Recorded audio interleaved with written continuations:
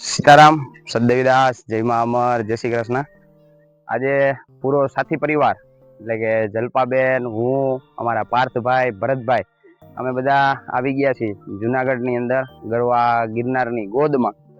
અને અત્યારે તમે બધા જોઈ શકો છો કે ગિરનારનું વાતાવરણ જો કે થોડું થોડું ગરમ છે, પણ એકદમ શાંતિવાળું વાતાવરણ છે અને એકદમ નેચરલ વાતાવરણ છે ગિરનારનું।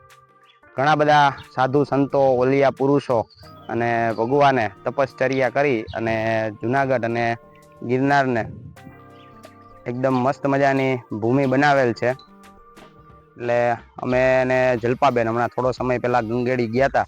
તો કે તમને બધાને ખ્યાલ જ છે, અમે ગંગેડી બધા પ્રભુજીઓની સેવા માટે ગયા હતા।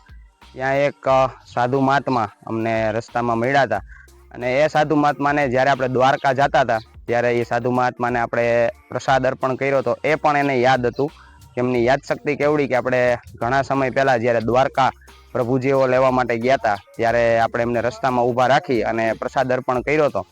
તો એમને એ પણ યાદ હતું કે ભાઈ તમે અમને પ્રસાદ આપ્યો હતો એમ।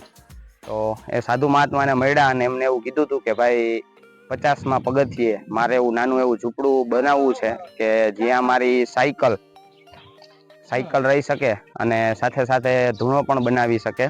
એટલે અત્યારે અમે એ સાધુ મહાત્માને ગોતવા માટે આવ્યા છીએ કે ભાઈ આપણાથી જેટલી પણ બનતી મહેનત થાય, જેટલી પણ સેવા થાય એ બધી સેવા રૂપી આપણે એમને અર્પણ કરીએ।